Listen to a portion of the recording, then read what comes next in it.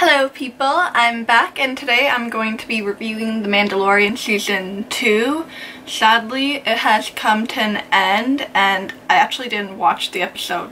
Surprisingly, the day it came out, I waited like 2 days because I was like, I gotta be in like a Star Wars mood. I don't want my mood to be like meh or else it's gonna ruin the whole experience.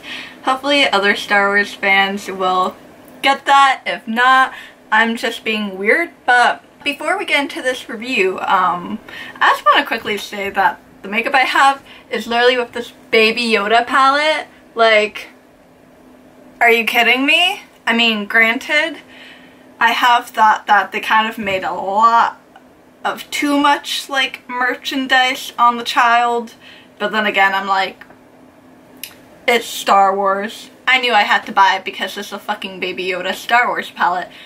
So, there we have it. But let's get straight into this review. Overall, I think this was a really good season. This is definitely one of the best live-action Star Wars, like, piece of entertainment we have been given in a long time. Definitely a lot more interesting than The Last Jedi. If you do like that, can you comment why you like it? Because personally, I don't. It's probably my least favorite film, or right next to The Phantom Menace. The characters were great, got a lot of character development, especially with Mando, with him taking off the mask multiple times, even though that's against his, like, culture or religion. I'm not sure what the terminology is for that one, but that was definitely like a shocker, and I would say that the plot was really good, but then one of my like negative comments would be that this is a good comment that I saw about the show. He's like a bounty hunter, so basically his whole job is side quests, but when you think about it, it's like, yeah, he's just doing all these side quests, but then they made it seem like there's a much bigger story, and in my opinion, I felt like it took a little bit longer to talk about that bigger story than maybe in the first season, because a few of the episodes felt more like filler episodes rather than this is integral to the plot. Like, for example, the first episode we get in the season, it's okay. I love the actor that played the, Colonel. I don't remember his name, but he's a great actor. When you think about that, that whole episode was literally just to show how Mando gets the armor that's Boba Fett's armor, which later on ends up helping him, which helps him with the main plot of the story. So they dedicated this, like, one, I think, like, 40-minute episode to, like, in my opinion, more of a small aspect. Granted, they could bring back that character that we saw. It just felt like some episodes were there because it was like, we need to fill in some time. But then again, Jon Favreau did a fucking amazing job. I really hope that they give him a Star Wars film, and if they already have, I did not know that. Yeah, I really wish he got his hands on The Last Jedi instead of Rian Johnson if they did want to go on the path of different directors, but that's a whole different video for another day. Yeah, can you tell that I really don't like the movie? Besides my very strong Sith hatred for The Last Jedi, I do want to quickly rank my favorite to least favorite episodes in The Mandalorian Season 2. So let's start with least favorite, shall we? So the episode that was the least favorite for me in this season was Chapter 12, The Siege, I believe is how you say it. I just thought it was one of those filler episodes where you got like a tiny piece of information and it was like, yeah, we're seeing old faces again. They're on one of, like, the side quests, but otherwise, I was just like, I honestly don't even remember what happened in that episode. That's how, like, anticlimactic it felt for me. The second episode would have to be Chapter 9, The Marshal, so I was wrong. It's not Colonel, it's Marshal that the actor was. It was definitely action-packed, don't get me wrong, but for like a part of the story that they're trying to tell, I just thought it was a little bit like, it was more there to introduce Boba Fett, which, oh my god, I can't believe we got Boba Fett back, even though, like, we all knew he wasn't dead. Like, come on, it's fucking Boba Fett. But, yeah, that's how I felt about the episode. It was mainly just to be like, oh, hey, look, that's Boba Fett's armor. Who's this guy? That's Boba Fett in the background. So, again, kind of filler.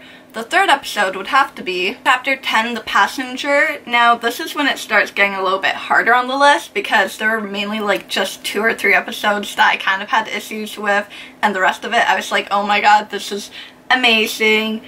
I love the story, but I am definitely an arachnophobia, or arachnophobic. Would that be how you say it? Anyways, I'm terrified of spiders, so as cool as that was, SFX-wise, which is something I very much love, it was a little bit unsettling and creepy to watch, especially since I watched that episode twice, and I had to watch that sequence twice, which was very, very long, or could you say very, very big, like the spider. But the one really great thing about that is I am a Canadian, so obviously I love a lot of Canadian shows, but Kim's Convenience is definitely one of my favorite Canadian shows, and the actor who plays Mr. Kim was there as one of the X-Wing pilots, and I was just like, oh my god. And the fact that he appeared very briefly in the episode after that, I was like, yes, give me more of him. So that was definitely a very plus side about that episode. I would have to say that the 4th episode, which is now getting more towards the middle, don't dislike, but I don't love it. This episode would actually have to be Chapter 14, The Tragedy, because I don't know why, something just wasn't doing it for me in that episode.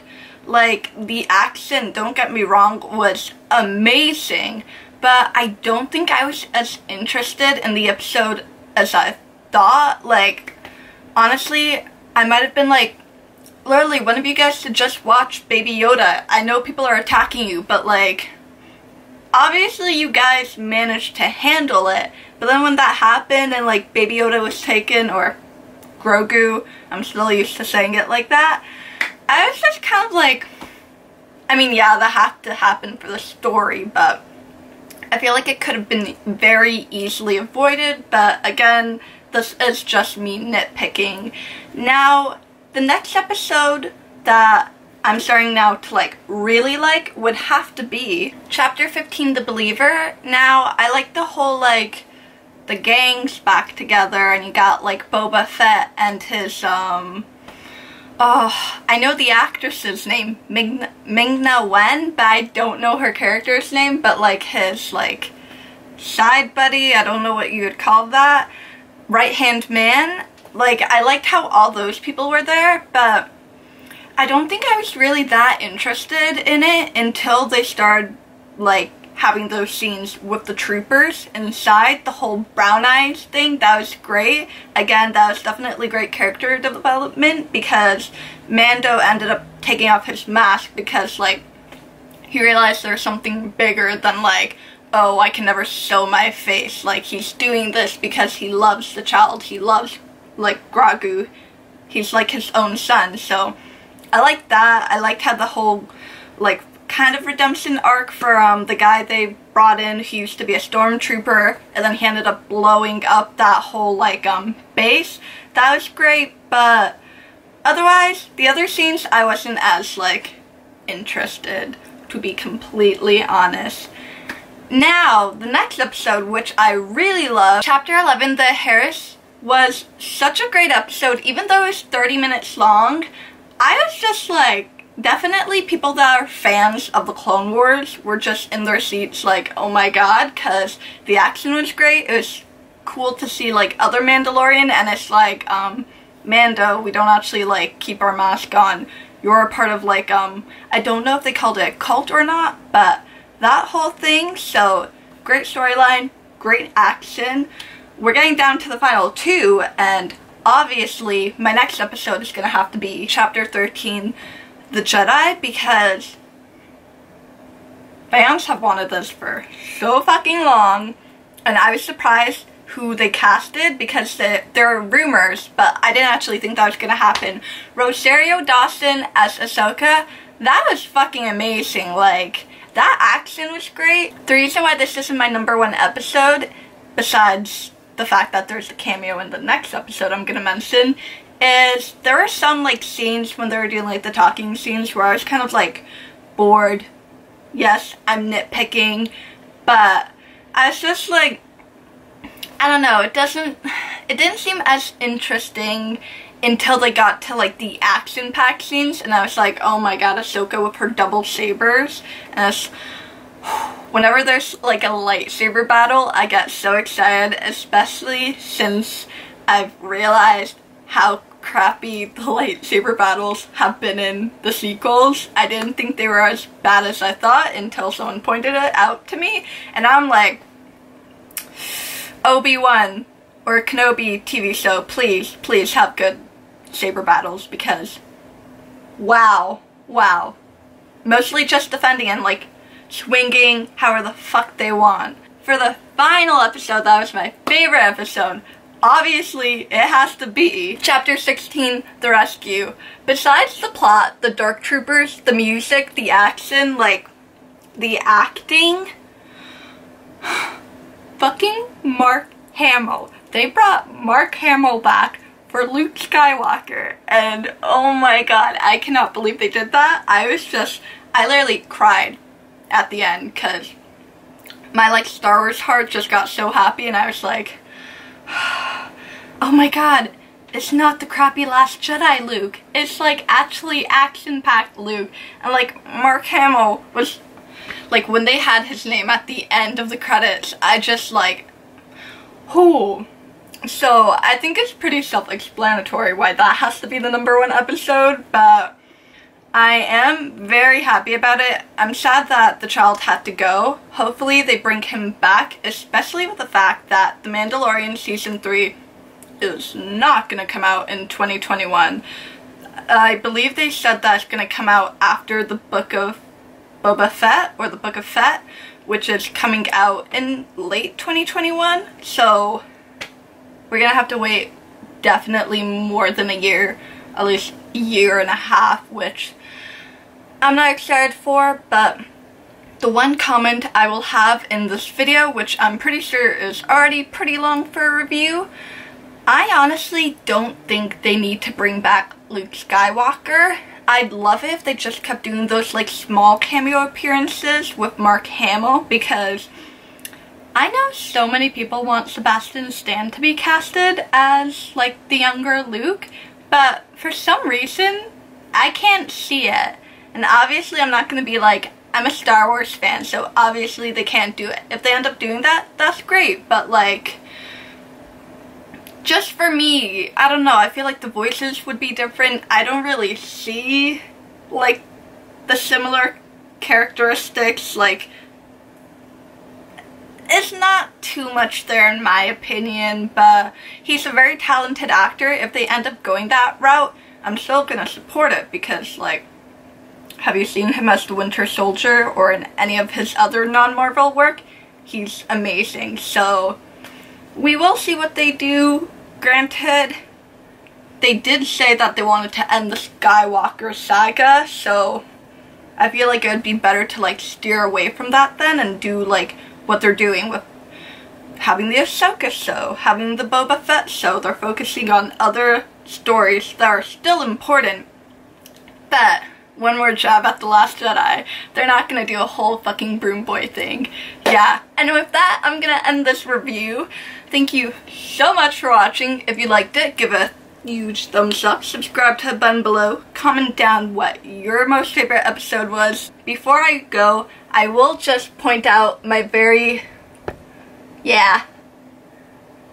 nerdy Star Wars corner.